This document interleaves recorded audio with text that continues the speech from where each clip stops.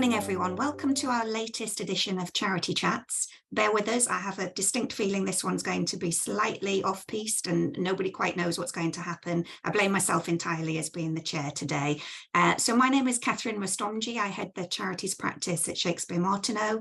I'm joined by my able and very measured guest speakers, Charles Mesquita from Quilter Cheviot and James Saunders from Moore Kingston Smith. We've seen a few different items in the press this week, so particularly I wanted to start with the context of this being Small Charity Week, and I suppose exploring the theme of is bigger best, is small beautiful, what's happening. But I think in particular what jumped out to us was the headline in relation to Small Charities Week, immediately going to the doom and gloom, another on the brink of doom, failure, closure of many charities. The statistic that was given was that 96% of the UK's charities are small charities, but they receive only 17% of the sector's funding. And a study by Lloyds Bank Foundation had found that many of these charities say that they are on the brink of closure. So James, I'll come to you first, but I do wonder whether it's indicative of what you're seeing with clients and in the sector. I know it's something we've talked about before, but just what your reactions are to that particular story. Yeah, I don't think it's surprising. As you say, Catherine, we have talked about this before. And I think we always felt that this period now was going to be the challenging one, given the pandemic and the support that was initiated and received during that period and immediately afterwards. This now is where the money is going to be much tighter. Things are going to be, the drawbridges are going to be brought up. We've always thought that probably philanthropy was going to be the source that was most open to supporting the sector now, given that government is going to be, as I say, drawing up the bridges and reducing the support. So the private philanthropy, but we've also spoken in the past about this relatively new idea of corporate philanthropy, what used to be called CSR, or is a variance of CSR, corporate philanthropy at the moment, in several guises. That's businesses having a foundation, a charity, their own charity to match fund and to spend according to employees' wishes, that sort of thing. And there's also the individual, money that needs to, or that is being spent in partnership with charities. They're the two areas, I suppose, that we're really looking to see come into the sector much more these next few months, few years maybe, as the funding is tighter. And of course, the flip side is that the charities need to be able to present themselves to those sorts of funders and show the value of partnering with us, rather than that old-fashioned, well, this is where your money goes. This is the good we do. There has to be something reciprocal. So that really, I think, is probably supports what we've been saying for the last couple of years. Yeah. And it's interesting, isn't it, Charles? I think another article that caught my eye was the use of the term. It was saying that the third sector has a rather infantilized relationship with the government, and that charities approach the government with their hands out rather than demonstrating their worth. And I suppose, that picks up some of the comments that James just mentioned. But, Charles, your thoughts and observations on that? Yeah, I mean, the problem is, and this isn't just for the charity sector, is it? It's you only have to listen to the Today programme, and it's everybody seems to be complaining but never coming up with any solutions. And actually, I think that would be a really poor reflection on small charities, which I believe are defined as charities that have got income of less than £50,000. And I think the number they had was 156,000 out of the 166,000 on the register. So they are an incredibly important, and actually from my experience, and I'm sure from your experiences, you find these organizations, particularly the small ones, run by volunteers, are really dynamic and actually very good at adjusting to change. I think there's more, which is we're not hearing about, is actually the squeezed middle. So it does feel like, and I'm not a fundraiser, but the larger charities are taking a bigger slice of the pie, and the medium-sized ones are the ones where I think it is really, really tough. for a number of reasons. One is sort of on the recruitment of employees and everything else. But, you know, I think we should be celebrating actually the amazing work most of these small charities do, some with no staff at all. And actually, the only thing I would say, only because I take my dog for a walk, virtually, well, not quite daily, but across our village hall and playing fields. And at no point do they actually advertise that they're a charity.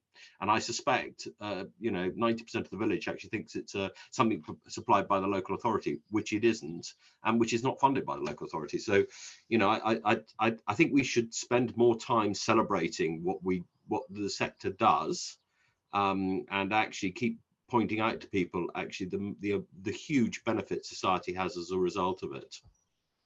Yeah, I think that's where the real weakness comes in as well, that you know, the commentary that if charities weren't there, who would be providing these services? But I think at the moment, the general public doesn't really understand what the loss would be, because they don't appreciate what the value is of the contribution of charities. And I do wonder partly as well if that's more a role for the Charity Commission, that as the regulator of charities, shouldn't they be representing charities and demonstrating the worth that they bring, rather than at the moment, I think from the Charity Commission, I mean, rightly so, but we see a lot of publicity around charities that have got things wrong, where there's been fraud or abuse or misapplication of funds.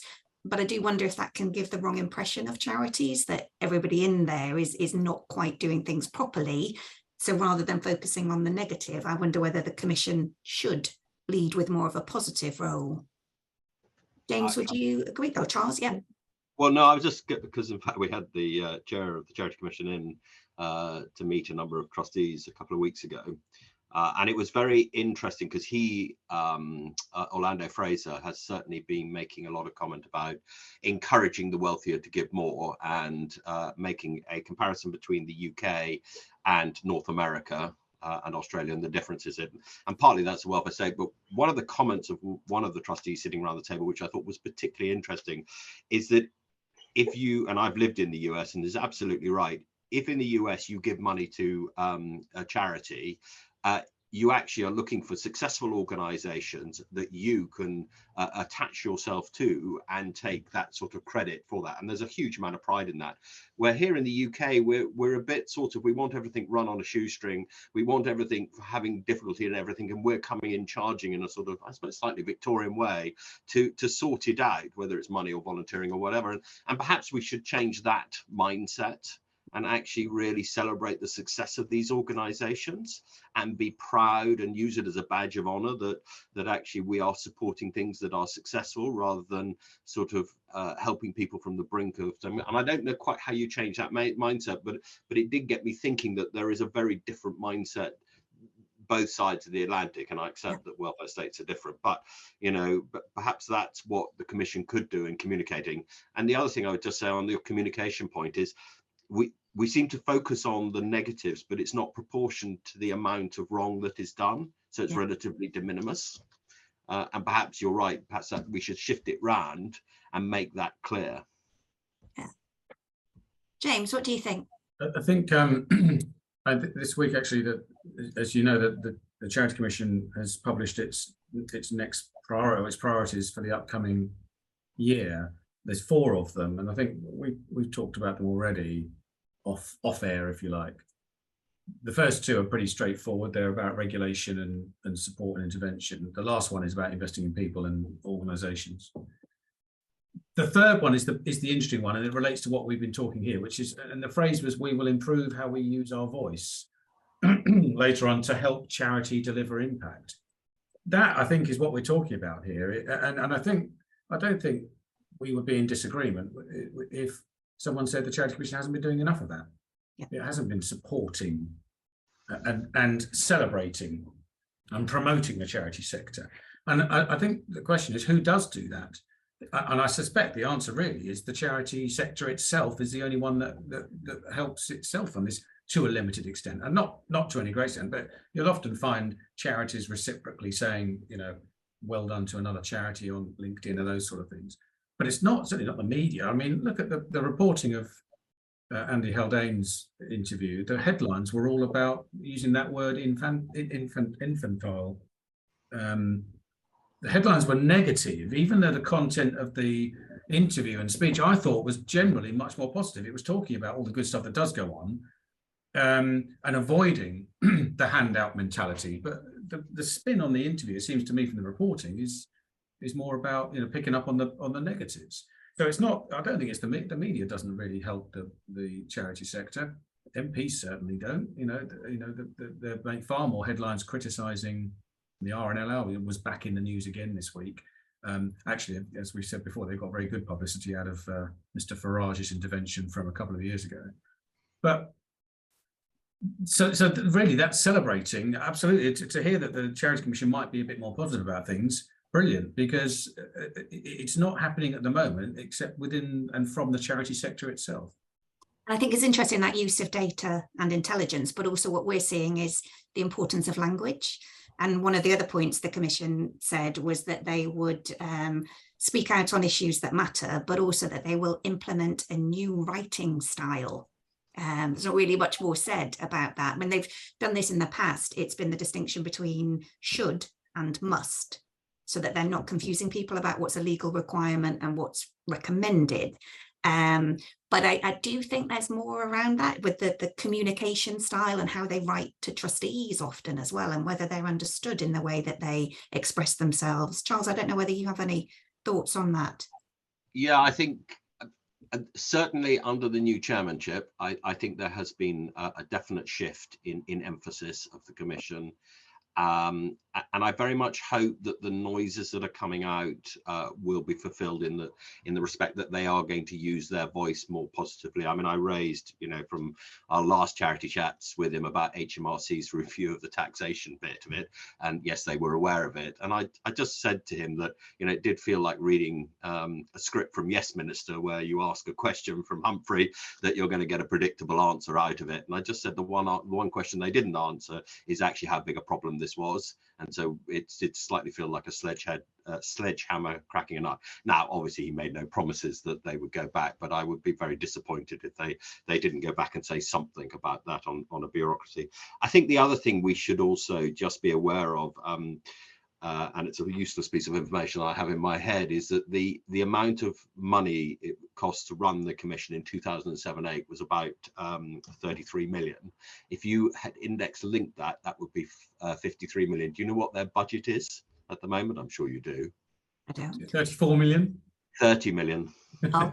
So they've had effectively a 40% cut in the cost of being able to regulate. Now, I accept that some of it will have, technology will have helped and everything else, but that was 2007-8, I think, was sort of one of the times when they were criticised as I know it wasn't, it was 2003, wasn't it? But anyway, it just shows you that they've been under pressure from a cost basis.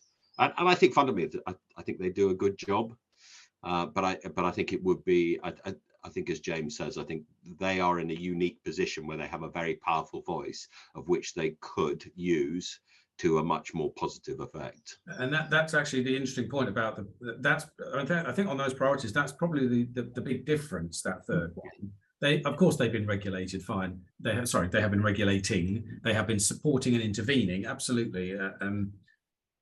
The changing how they potentially support or otherwise the sector is the interesting point, because they're going to have to do it, as you say, Charles, with no more money, it seems.